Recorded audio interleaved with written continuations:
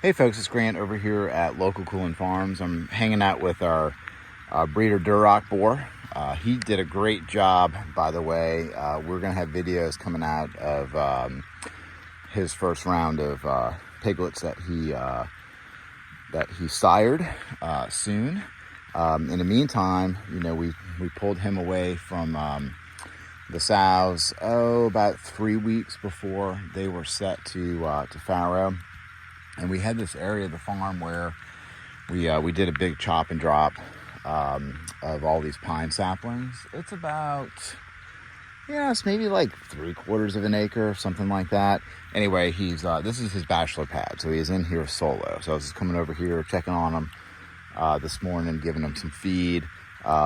He's doing great back here, getting a lot of rest for getting ready for his next cycle coming up soon. So I just want to walk through here and show y'all what's happening. So you can see all the trail that he has started to establish through here, and that's really what we wanted. So you can see he's hoofing and he's making these trails that I could easily follow right through here. You see how he's made that trail? So this is just like any other wildlife trail that you may come across.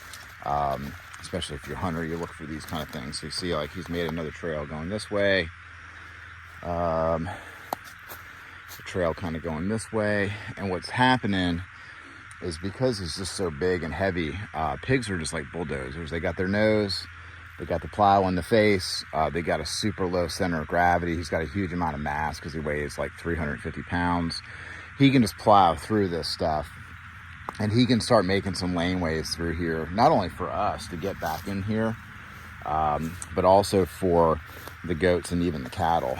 And you can see this nice path that he's created here. And so the reason that we needed him in here to create these paths is because we just came in here with a chainsaw and we just started cutting and dropping. And so, we just dropped the trees in whatever direction that it would be easiest for them to fell.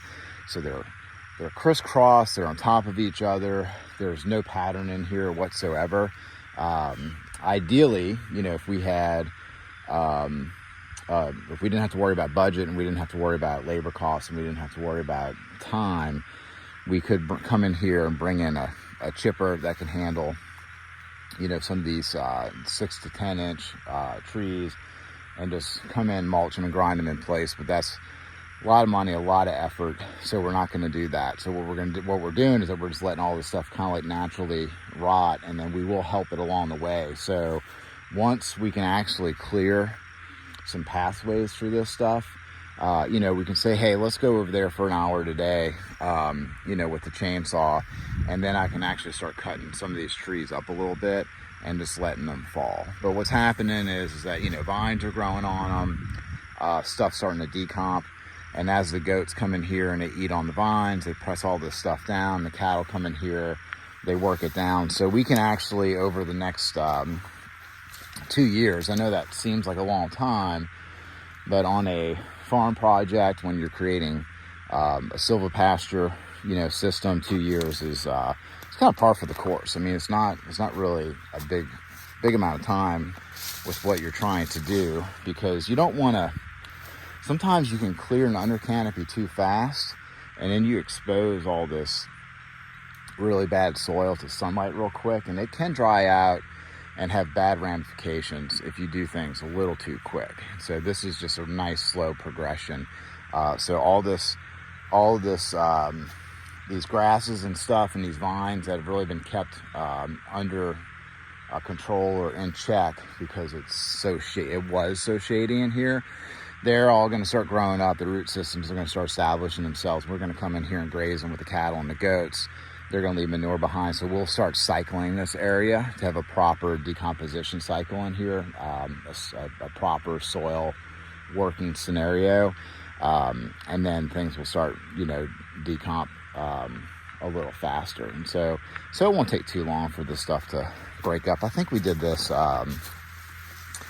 like 4 months ago or something, and see how just brittle, it's all ready to break. So it doesn't take much for an animal to come in here and start breaking a lot of the stuff down. Anyway, so the first step is we threw the boar in here because we needed to throw him someplace completely away from the sows. And then we just gave him this as, like I said, as like a really badass pig bachelor pad. So that's what he's doing.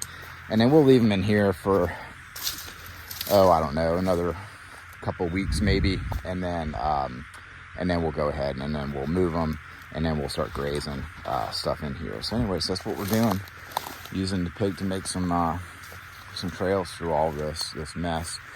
And then the other thing that we can do, which we have not done yet, that we are going to do over the next couple weeks with him in here, is that right now I just fed him in that one spot, his normal grain ration.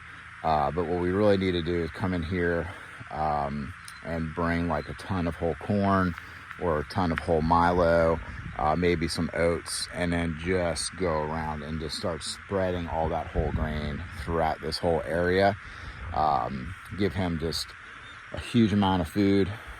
And then the only thing that we would do after that is just make sure he's got water. And then we'll throw the grain all up in this stuff. So it's going to force him to go into it and start churning it up. So that is a big step that we're going to take. So he is going to be getting a workout real soon, once we can get in here and start spreading some of that whole grain around here. And then we're incentivizing him to go into these areas, because once he has the trail set up, there's no reason for him to make another trail. So we'll give him a reason to make more trails with throwing out the whole grain in here, and just letting them kind of wreak havoc on the whole area. And then he'll have all day to find the little kernels of grain, and then in the process he's gonna manure, till, smush, break, grab, root, do what he does as a big old 350-pound pig. So he may even be like he's like 375. We'll give him 375 for his current weight. So yeah, beautiful pig. We got this Duroc boar from Cliff in Tennessee, over at Pig and Leaf, and yeah, he's done really well. We're really happy with him. All right, well, y'all have a good one.